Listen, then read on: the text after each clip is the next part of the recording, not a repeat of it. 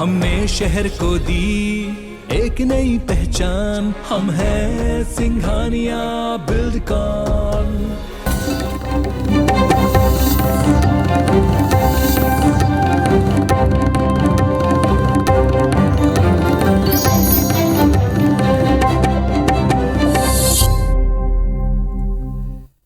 नमस्कार, आप देख रहे हैं बोल रहा है मध्य प्रदेश। मैं हूं आपके साथ राहुल सौमित्र। ग्वालियर पहुंचे भारतीय जनता पार्टी के फायर ब्रांड नेता कपिल मिश्रा ने IBC 24 से एक्सक्लूसिव बात करते हुए देश के मौजूदा हालात पर अपनी राय रखी है। आइए देखते हैं उनके साथ हुई पूरी बातचीत।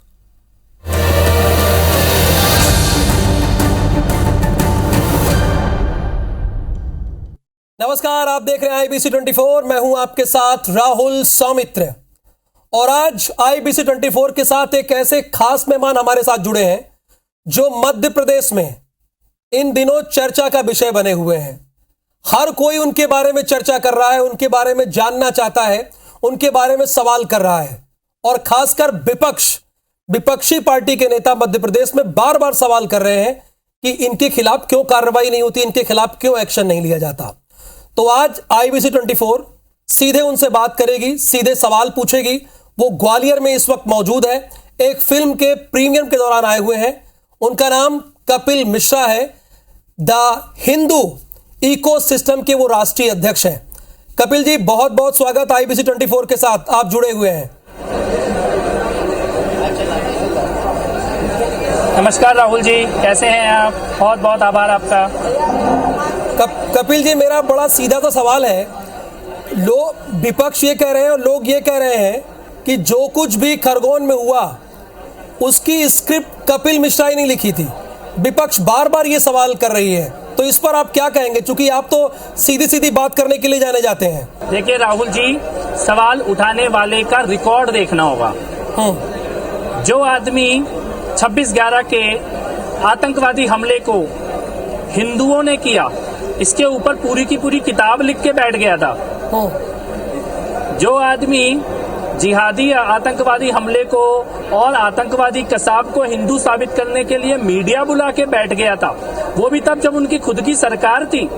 तब इस प्रकार के दुष्चक्र में, षड्यंत्र में जो आदमी शामिल था, वो अगर आज खरगोन के ऊपर असली जिहादियों को और आतंकवादियों को बचाने की कोशिश करे, तो मुझे लगता है इसमें किसी को कोई हैरानी नहीं होनी चाहिए। और मध्य प्रदेश की जो जनता है वो तो उनके चरित्र को और भी खास तौर पे जानती भी है और पहचानती भी है। मुझे लगता है कि उनका एक इतिहास है आतंकवादियों को बचाने का, जिहादियों को बचाने का और किसी भी तरह से ये साबित करने का कि हिंदू ही आतंकवादी होते हैं। तो उस इतिहास के परिप्रेक्ष्य में उनके इस बयान को देखना चाहिए।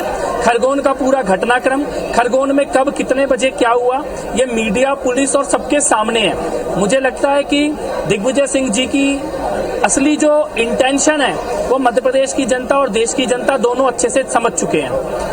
वो ये भी कहते हैं कि कपिल मिश्रा जहां जहां जाते हैं वहां दंगा हो जाता है, वो भड़काऊ भाषण देते हैं, और आप कहते हैं कि मैं सिर्फ हिंदुओं की बात करता हूं और सच्ची बात करता हूं।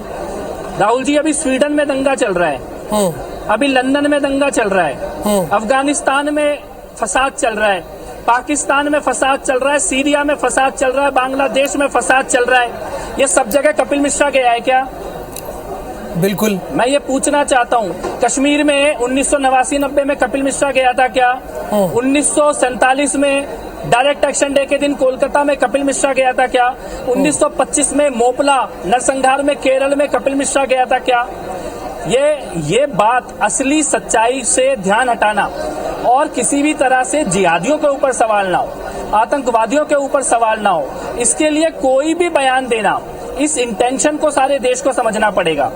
दंगे, खास तौर पे कुछ खास दिनों में पत्थर चलाना, जिहादी हमले करना, आतंकी हमले करना, छतों पे जो पत्थर आ रहे हैं वो मैं लाके दे के आ रहा हूँ क्या?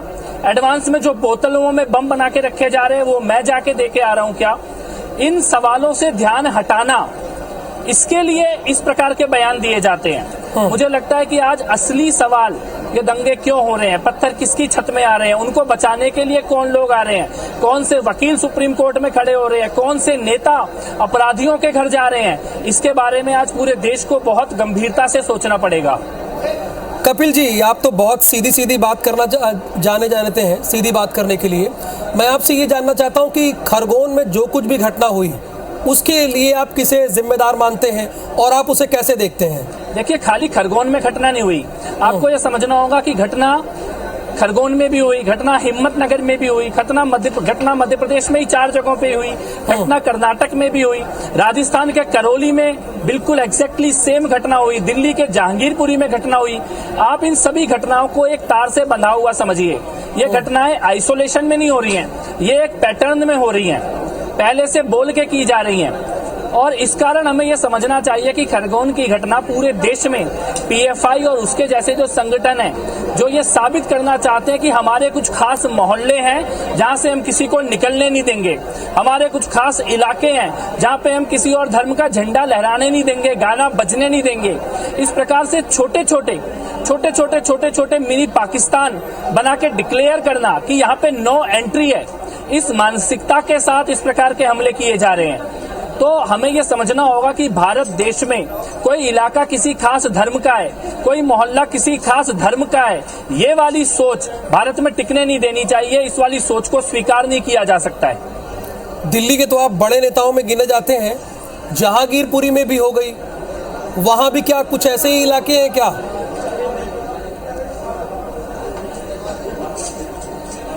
डेफिनेटली है। जहांगीरपुरी का जो इलाका है ये बांग्लादेशी और रोहिंग्या घुसपैठियों की बस्ती है। यहाँ पर सट्टा, यहाँ पर अपराध, यहाँ पे ड्रग, यहाँ पे अपहरण, यहाँ पे अवैध हथियार, इसका कारोबार करने वाले लोग अंसार कौन है? अगर आप उसका पूरा बैकग्राउंड देखें, 4 साल पहले तो वो आर्म्स एक्ट में अरेस्ट हो चुका है। क्रिमिनल बैकग्राउंड के लोग हैं जिन्होंने पुलिस पे पत्थर चलाए। और मैं आपको एक बात बताना चाहता हूँ, जहांगीरपुरी में अपराधियों के घर में टीएमसी का डेलीगेशन गया, कांग्रेस का डेलीगेशन गया, आम आदमी पार्टी का डेलीगेशन गया, लेकिन जिस पुलिस वाले को मैदा लाल जी को गोली लगी थी उनके घर खाली मैं गया, उनके घर कोई नहीं गया। यानी जो पुलिस शहर की सुरक्षा करने के लिए खड़ी है और अपने ऊपर गोली खा रही है, उसके घर नहीं जा रहे हैं, गोली चलाने वालों के, पत्थर चलाने वालों के घर जा रहे हैं। मैं ये कहना चाहता हूं कि दिल्ली और देश ये देखे कि गोली खाने वाले के साथ कौन खड़ा है और गोली चलाने वाले के साथ कौन खड़ा है। तो एक चीज मैं आपसे ये भी जानना चाह रहा हूं कि आजकल तो हनुमान चालीसा पढ़ने पर सांसद और विधायक को गिरफ्तार कर लिया जा रहा है, जबकि आप ही की विचारधारा से मिलती जुलती महाराष्ट्र में सरकार है। मैं इस पर भी आपका बयान जानना चाहता हूं।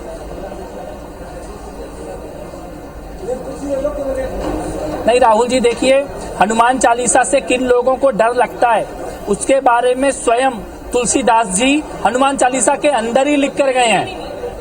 उन्होंने स्वयं हनुमान चालीसा में खुद ही लिख दिया है। तो इस देश में हनुमान चालीसा को जितने लोग जपते हैं, पाठ करते हैं, उसमें मान्यता रखते हैं, उन सबको मालूम है कि हनुमान चालीसा से किन लोगों को डर लगता है। लेकिन दुख की केवल एक बात है कि हनुमान चालीसा से डरने वाले वो लोग जिनका वर्णन तुलसीदास जी ने किया है, वो लोग बाला साहब ठाकरे जी के परिवार में पैदा होंगे। ये दुख की बात है केवल। अच्छा कपिल जी, जैसे विभिन्न राज्यों में भारतीय जनता पार्टी की सरकार इन लोगों से डील कर रही है, इन्हें टैकल कर रही है, इससे आप कितने संतुष्ट हैं? उत्तर प्रदेश भी एक राज्य है, वहां पर 900 शोभा यात्राएं निकली, वहां पर तो कुछ नहीं हुआ। ये बाकी जगहों पर क्यों हो जाता है?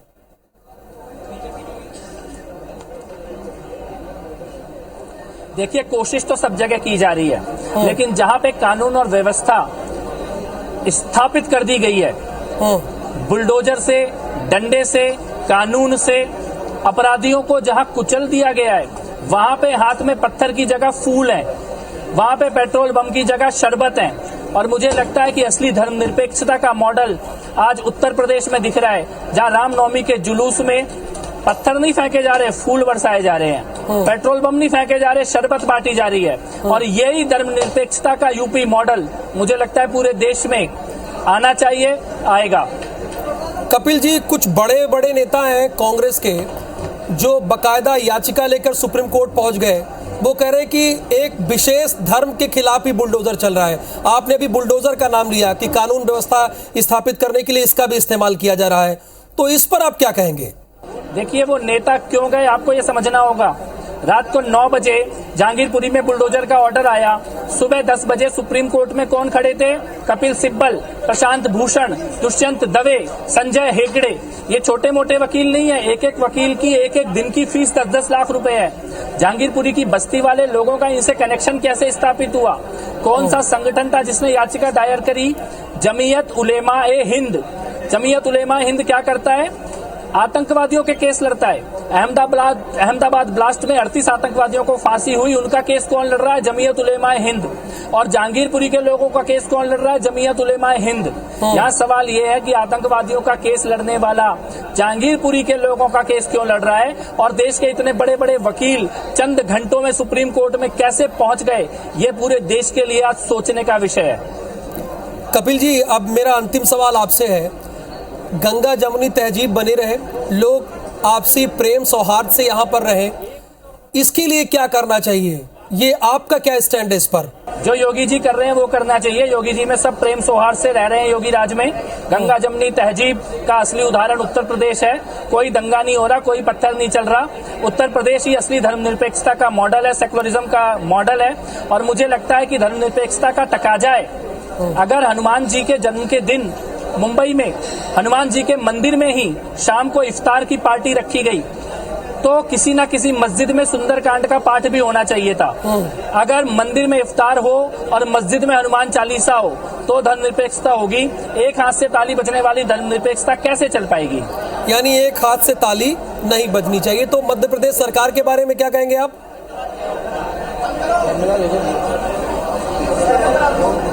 मध्य प्रदेश सरकार में मामा जी का बुलडोजर बहुत अच्छे से चल रहा है और अपराधियों को कुचला जा रहा है। मैं ग्वालियर में हूँ। यहाँ पे जिन लोगों ने लव जिहाद का काम किया था, आज सुबह से उनके घर को ईंटें गिन रहे हैं वो लोग जिन्होंने ये अपराध किया था। बहुत शुक्रिया कपिल जी, IBC 24 के साथ बात करने के लिए और बहुत ही बेबाकी से सवालों का जवाब देने के लिए। देखिए, कपिल मिश्रा जी का यही साफ तौर पर माना है कि ताली एक हाथ से नहीं बज सकती है।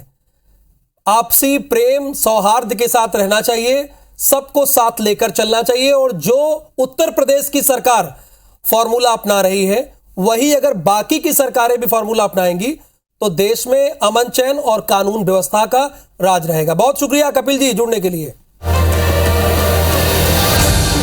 खरगोन हिंसा के दौरान एसपी पर गोली चलाने वाले आरोपी मोहसिन को गिरफ्तार करने के 3 दिन बाद घटना में इस्तेमाल किए गए देसी पिस्टल को पुलिस ने कुंदा नदी के किनारे से बरामद कर लिया है।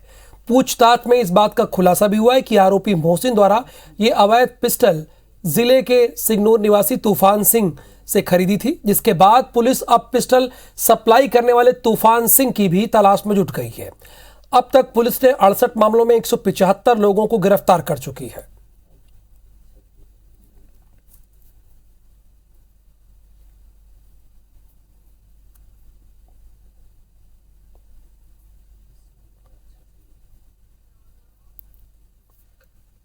उससे पूछताछ की गई और उसके बाद उससे जो हथियार वो जिससे गोली चली थी वो पुलिस ने बरामद किया। वो कुंदा नदी के किनारे उसने फेंक दिया था जब वो भाग रहा था। वहाँ से घास में से हमने बरामद किया है वो हथियार।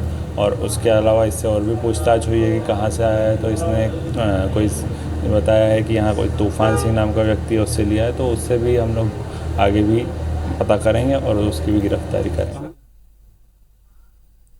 खरगोन में हिंसा के बाद एक और हालात सामान्य होते दिख रहे हैं, तो वहीं सियासत भी गरमाई हुई है।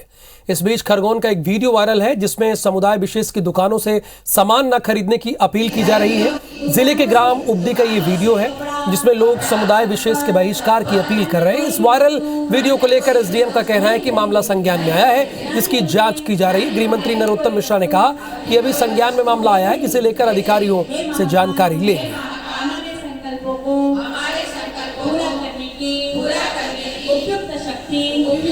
किसी उदी गांव में इस टाइप की गायत्री परिवार के द्वारा शपथ दिलाई जा रही है। इसकी अभी हम लोग जांच करवाते हैं और दिखवाते हैं कि इसमें वास्तु स्थिति क्या है, और जैसा भी जांच के पश्चात स्थिति निर्मित होगी तदनुसार कार्रवाई भी करेंगे। किसको किससे क्या खरीदना है ये निजी मामला होता है, पर आपके माध्यम से मुझे जानकारी मिली है, मैं जानकारी लेता हूँ। ये 4 पॉइंट हैं जहाँ दंगा हो सकता है। 3 टियर सिक्योरिटी क्यों नहीं लगाएगी?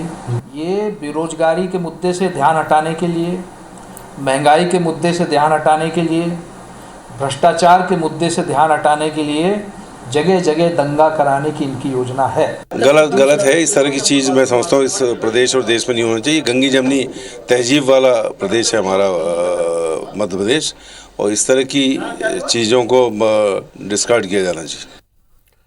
मध्य प्रदेश में अगले साल होने वाले विधानसभा चुनाव के लिए बीजेपी ने तैयारी तेज कर दी। एमपी में फतेह हासिल करने के लिए बीजेपी यूपी में अपनाए फार्मूले का इस्तेमाल कर सकती है। क्या है वो फार्मूला जो न सिर्फ आगामी विधानसभा बल्कि लोकसभा चुनाव के लिए भी बीजेपी के कैंपेन का हिस्सा बन सकता है? इस रिपोर्ट में देखिए आप।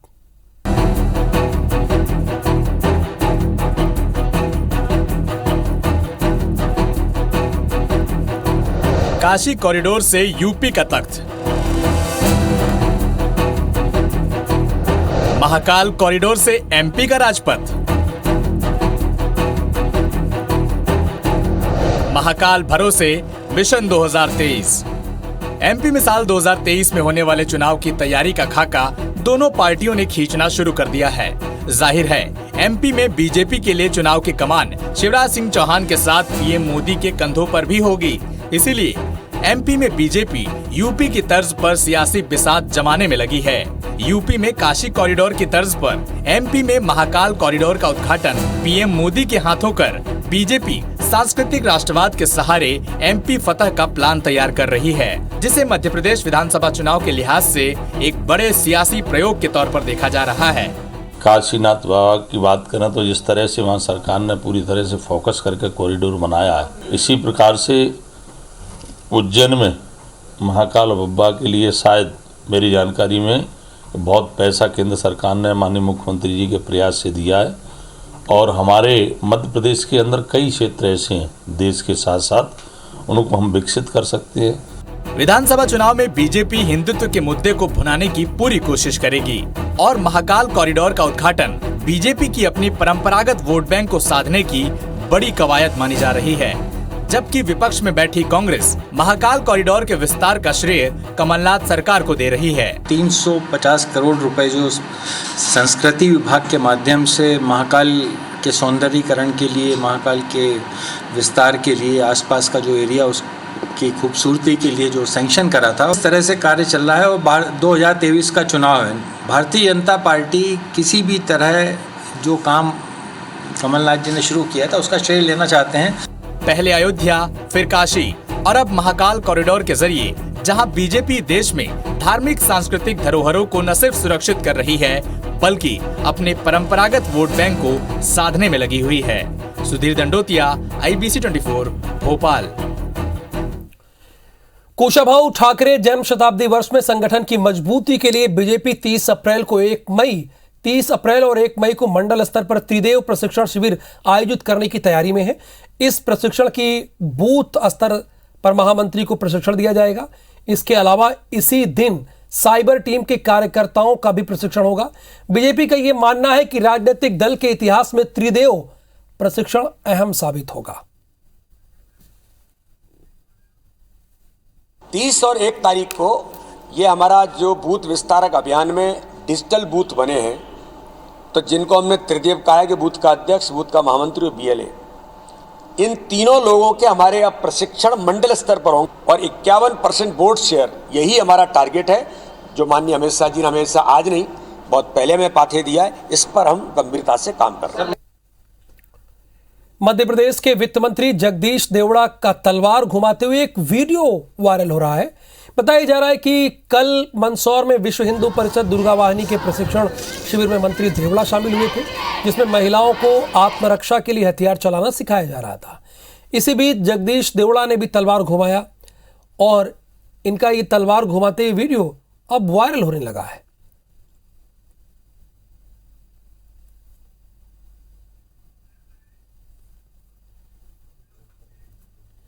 इंदौर में पंचायत एवं ग्रामीण विकास मंत्री महेंद्र सिसोदिया ने विभागीय बैठक ली। जल संसाधन मंत्री तुलसी सिलावट और मंत्री उषा ठाकुर भी इस बैठक में शामिल हुए। इस दौरान अफसरों से कामकाज की जानकारी मांगी और लेट लतीफी पर अधिकारियों को फटकार भी लगाई गई। मंत्री सिसोदिया ने योजना को तेजी से पूरा करने का निर्देश दिया, साथ ही ग्रामीण विकास कार्यों को भी ध्यान देने के निर्देश दिए। मंत्री सिलावट ने जल संरक्षण को लेकर बनी योजनाओं की भी चर्चा की है। अपने विभाग के साथ साथ और अन्य विभागों की भी समीक्षा की है और ये सुनिश्चित किया है कि सरकार जो निर्माण को पैसा दे रही है वो धरातल तक पहुंच रहा है कि नहीं पहुंच रहा है। मिला के मैं सेटिस्फाइड हूँ इंदौर जिले की प्रगति से और हमारे कलेक्टर और सीओ जिला पंचायत के नेतृत्व में अच्छा कार्य हमारा विभाग कर रहा है। कुछ थोड़ी बहुत जो कमियाँ थी वो उसको मैंने उनको रेड अलर्ट किया है। राजधानी भोपाल में गर्मी का पारा लगातार चढ़ता जा रहा है, जो चढ़ते पारे के साथ जल संकट भी बढ़ता जा रहा है। शहर में कई इलाकों में अनियमित पानी सप्लाई और कई इलाकों में 2-2 दिनों से वाटर सप्लाई बंद है, यानी 2 दिन से पानी ही नहीं आ रहा है उनके घरों में। पानी की समस्या को लेकर पूर्व मंत्री और कांग्रेस विधायक पीसी शर्मा पूर्व पार्षदों के साथ अचानक भोपाल नगर निगम कमिश्नर वीएस चौधरी कोलसानी से मिलने पहुंचे। कांग्रेसी पार्षदों ने आरोप लगाया कि कांग्रेस के कब्जे की विधानसभाओं में पानी सप्लाई के नाम पर सरकार मनमानी कर रही है। इसमें सबसे ज्यादा मध्य और दक्षिण पश्चिमी विधानसभा क्षेत्र में सर्वाधिक समस्या है। कांग्रेस विधायक पीसी शर्मा ने कहा, यदि सिस्टम में जल्द सुधार नहीं हुआ तो आगामी समय में कांग्रेस बड़ा आंदोलन करेगी। वानगंगा इलाका है नया बसेरा, इसमें 2-3 दिन तक पानी नहीं आया। नेहरू नगर से लेके पूरे गांव के अंदर पानी नहीं आ रहा है। ये लगातार विकराल समस्या पैदा हुई, इसलिए आज हम कमिश्नर साहब से उनके अधिकारियों से मिले हैं कि भाई ये पानी की समस्या का समाधान तुरंत करें और उन्होंने आश्वासन दिया है कि 1-2 दिन में ये व्यवस्था ठीक होगी और नहीं हुई तो हम फिर नए सिरे से विरोध दर्ज करेंगे। एमपी में सरकार से नाराज सरकारी कर्मचारियों ने अपनी मांगों को लेकर अब प्रेशर पॉलिटिक्स शुरू कर दी है। दरअसल अपनी मांगों को लेकर लंबे अरसे से आंदोलन कर रहे तमाम अलग अलग कर्मचारी संगठन एक हो गए। साथ ही विधानसभा चुनाव 2023 तक चरणबद्ध आंदोलन की तैयारी भी कर चुके हैं। कर्मचारी संगठनों ने बताया कि सरकार सिर्फ बैठकों के दौर में कर्मचारियों की जायज मांगों को उलझा रही है, लिहाजा सालों के बाद मांगों का निराकरण नहीं हो सका है। कर्मचारी संगठनों का कहना है कि आंदोलन को देखकर शासन की ओर से गठित मंत्री समूह भी किसी दिखावे से कम नहीं है। हमारे सामने चुनौती है इस प्रदेश में पुरानी पेंशन की बहाली, हमारी चुनौती है इस प्रदेश के कर्मचारियों को स्वास्थ्य बीमा का लाभ, हमारी चुनौती है इस प्रदेश के संविदा कर्मचारियों का नियमितकरण, हमारी चुनौती है इस प्रदेश के लिपिक कर्मचारियों की वेतन विसंगति दूर करना, हमारी चुनौती जो है वो है स्थायी कर्मियों के लिए सरकार हल निकाले। ये मन बना लिया है कि अब सभी कर्मचारियों के साथ आंदोलन करना है, आर पार की लड़ाई लड़ना है, क्योंकि मध्य प्रदेश शासन जो संविदा कर्मचारी उच्च शिक्षित योग्य उनके लिए अभी तक कोई नीति नहीं बनी है। आगे देखिए रात 10 बजे श्रवण तंबोली के साथ।